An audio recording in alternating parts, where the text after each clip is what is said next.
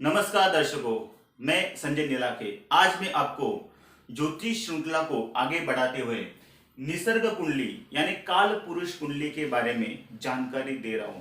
दर्शकों, ये जो निसर्ग कुंडली है, ज्योतिष देखने के लिए, उसका प्रिडिक्शन करने के लिए ये कुंडली, इसका अध्ययन करना सबसे जरूरी माना जाता है। दर्शकों, ये चौकोन है, इसमें 12 भाव है। 1 2 3 4 5 6 7 8 9 10 11 12। ये 12 भाव को, हर एक भाव को एक एक राशि दी है। निसर्ग कुंडली में, काल पुरुष कुंडली में 12 जो राशि है, हर एक राशि को दिए, हर एक भाव को दिए। जैसे कि मेष, वृषभ, मिथुन, कर्क, सिंह, कन्या, तुला, वृश्चिक, धनु, मकर, कुंभ और मीन। यानी कि दर्शकों, ये जो भी राशि है, उनका जो स्वामी है, उनका प्रभुत्व इस भाव के ऊपर रहता है। उदाहरण देता हूं, ये जो मेष राशि है, इसका स्वामी है मंगल, तो मंगल का प्रभाव इस भाव में रहेगा। दूसरी जो राशि है वृषभ, उसका स्वामी है शुक्र, तो शुक्र का प्रभाव इस सेकंड नंबर के भाव में रहेगा। फिर इसे 3 नंबर का स्थान जो मिथुन राशि दी है, मिथुन का प्रभाव माना है, मिथुन राशि का, तो उस राशि का स्वामी है बुध, बुध ग्रह का प्रभाव इसमें माना जाता है। फिर कर्क राशि, उसका स्वामी है चंद्र। फिर सिंह राशि, उसका स्वामी है सूर्य देवता। फिर छठवां भाव जो कन्या राशि आती है छठवें भाव में, तो कन्या राशि का स्वामी बुध ग्रह। फिर तुला राशि, उसका स्वामी है शुक्र देवता। फिर वृश्चिक राशि, उसका स्वामी है मंगल। ये 9वीं राशि, उसका राशि है धनु, तो उसका स्वामी तो मिलता है गुरु देवता को। ये 10वीं राशि से मकर का प्रभाव माना जाता है, मकर राशि का, तो उसका स्वामी है शनि देवता। फिर ये कुंभ, उसका स्वामी भी शनि आता है। और 12वीं जो राशि है, जो है मीन राशि, उसका स्वामी है गुरु। ऐसे ये टोटल 12 भाव जो 12 राशि को दिए हुए, उसका स्वामी उनका प्रभुत्व करता है। दर्शकों, ये सभी 12 भाव हर एक अपने जीवन में उसका प्रभाव है। जैसे कि ये लग्न कुंडली में व्यक्ति का व्यक्तिमत्व कैसा रहेगा, वो उसकी आयु कितनी रहेगी, उसका स्वभाव कैसा रहेगा, ये सभी इस स्थान से देखा जाता है। और ये 2 नंबर का जो प्रभाव है, जो भाव है, उसमें आदमी किस प्रकार से धन अर्जन करता है, उसका कौटुंबिक सौख्य कैसा होता है, ये इस स्थान से देखा जाता है। ये जो 3 नंबर का भाव है, उसे पराक्रम स्थान कहा जाता है। यानी कि आदमी का शूर, पराक्रमी, धाड़सी, जो निर्णय लेते हैं, जो उसका व्यक्तिमत्व होता है, वो इस स्थान से देखा जाता है दर्शकों। और इस स्थान से अपने छोटे भाई को भी देखा जाता है। फिर ये चौथा स्थान, इसे मातृ स्थान कहते हैं। इस स्थान से मातृ के रिलेटेड सभी संबंध, घर, वाहन, ये सभी प्रकार के प्रभाव इस स्थान से देखा जाता है। इसे प्रॉपर्टी यानी कि स्थावर मालमत्ता का भी स्थान कहा जाता है। दर्शकों, ये 5वां स्थान, इसे 5वां भाव, ये संतान भी इस स्थान से देखे जाते हैं। संतान, फिर आदमी का आरोग्य कैसा रहेगा, उसका एजुकेशन, शिक्षण, हायर एजुकेशन, ये सभी इससे देखा जाता है। दर्शकों, ये 6वां स्थान, इसे रोग स्थान कहते हैं। आदमी को संबंधित जो भी रोग है, इस स्थान से देखा जाता है। और नौकरी, जॉब, इस स्थान से देखा जाता है। ये है 7 नंबर का भाव। ये 7 नंबर के भाव में विवाह स्थान इसे कहा जाता है। विवाह स्थान से पति पत्नी, इन दोनों के वैवाहिक सौख्य, फिर भागीदारी, पार्टनरशिप, ये सब इस स्थान से देखते हैं। ये है 8वां स्थान, मृत्यु स्थान।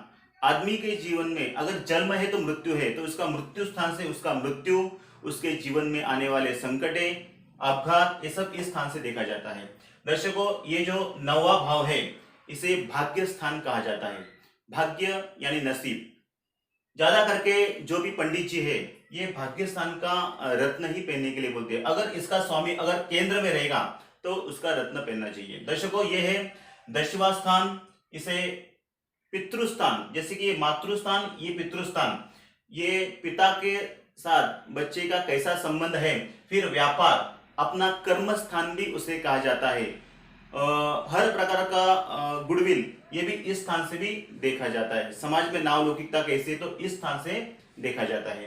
दर्शकों, ये है लाभ स्थान, इसे आय स्थान और इच्छा पूर्ति स्थान भी कहा जाता है। जो भी आपका इनकम ये इस स्थान से देखा जाता है। आपकी इनकम कितनी होने वाली है, आपकी इच्छाएं पूरी होने वाली है कि नहीं होने वाली है, हर प्रकार की अपनी इच्छाएं इस स्थान से देखा जाता है। फिर दर्शकों, ये है स्थान, ये है वय स्थान। वय यानी 12वां स्थान। इस स्थान से आप उसके जीवन में जो स्थिरता आती है, फिर उससे खर्चा का बस स्थान भी कहा जाता है। ज्यादा करके खर्चा इस स्थान से देखा जाता है। फिर मोक्ष स्थान, ये 12वां स्थान, अगर किसी को परदेश जाना है तो इस स्थान से ही देखा जाता है। ये सभी प्रकार के भाव है। ये भाव को मैंने आपको बताया निसर्ग कुंडली में, भाव चलित यानी कि सभी प्रकार की कुंडली में ये 12 भाव को मायने रखते हुए ही आपको उसका प्रेडिक्शन करना है। दर्शकों, ये जो कुंडली है निसर्ग कुंडली, इसे दिशा भी दिया है। अगर किसी को व्यापार करना है तो कौन से दिशा में जाए है, नौकरी करना है तो कौन सा दिशा, शिक्षण लेना है तो कौन स्थान पे जाने के बाद उसका फायदा होएगा, फिर ये सभी प्रकार के इसके दिशा के माध्यम से आप प्रिडिक्शन कर सकते हैं। जैसे कि ये पूर्व दिशा माना जाता है, फिर ये दक्षिण, पश्चिम और उत्तर, फिर उसी प्रकार उसके उपदिशा भी है, ये ईशान्य कोना, फिर ये अग्निय कोना, ये नैऋत्य कोना और ये वायव्य कोना।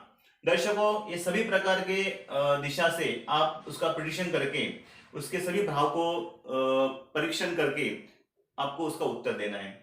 और मैं आपको दर्शकों बताना चाहता हूं कि ये सभी प्रकार के जो 12 भाव है इसमें केंद्र भी रहते हैं। जैसे कि केंद्र, अगर हम बोलते हैं ज्योतिष शास्त्र में केंद्र में अगर कोई केंद्र यानी मध्य में, ये पहला भाव, दूसरा भाव, पहला, चौथा, 7वां और 10वां, ये केंद्र में 1, 4, 7, 10 ये जो चारों मध्य स्थान है इसे केंद्र कहा जाता है। अगर कोई भी ग्रह केंद्र में अगर स्वग्रह आता है तो उसे एक राजयोग तैयार होता है। तो ये आगे चल के मैं आपको इसके बारे में भी जानकारी देने वाला हूं। दर्शकों, फिर त्रिकोण, प्रथम भाव, पंचम भाव और ये भाग्य यानी कि लग्न, पंचम और नवम भाग्य स्थान, इसे त्रिकोण कहा जाता है। ज्यादा करके पंडित जी जो लग्न भाव और पंचम भाव और उसका भाग्य स्थान से ही देख के उसे कौन सा रत्न पहनना चाहिए। अगर लग्न स्थान का स्वामी अगर केंद्र में रहेगा तो उसका रत्न पहनना चाहिए। अगर संतान स्थान और शिक्षण स्थान का स्वामी, शिक्षा स्थान का स्वामी अगर केंद्र में रहेगा तो वो बच्चा आगे चल के अच्छा पढ़ाई कर सकते। तो पंचम स्थान का स्वामी का रत्न उसे पहनना चाहिए। और ये अपना भाग्य स्थान का स्वामी, भाग्य स्थान का स्वामी भी अगर केंद्र में रहेगा नहीं तो फिर त्रिकोण में रहेगा तो उसका रत्न पहनना चाहिए। फिर दर्शकों, त्रिक स्थान, सबसे खराब स्थान जो रहते हैं हमारे कुंडली के अंदर, जिससे हम रोग देखते हैं, सभी प्रकार के संकट जो हमारे ऊपर आते हैं और हमारे मृत्यु, ये सभी प्रकार के त्रिक स्थान जो भी मैं आपको बताता हूं।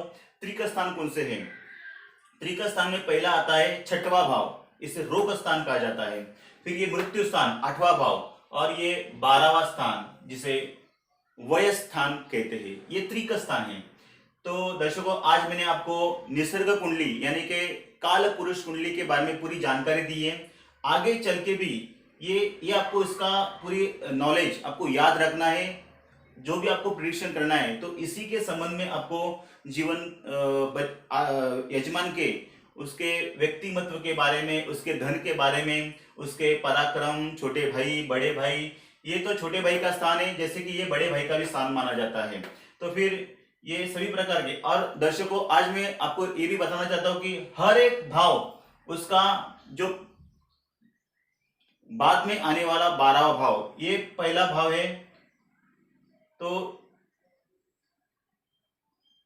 इसका 2 नंबर का स्थान इसे इसका वय स्थान माना जाता है। तो ये इसके विरुद्ध स्थान भी माना जाता है। जैसे कि व्यक्तिमत्व का जो उसका स्थान है उसके उलट ये स्थान माना जाता है। ये सभी प्रकार के बारे में आपको जानकारी रखनी दर्शकों। अगर आज के लिए इतना ही। अगर ये वीडियो आपको अच्छा लग रहा है तो आप इसे लाइक कीजिए, शेयर कीजिए, सब्सक्राइब कीजिए। नमस्कार।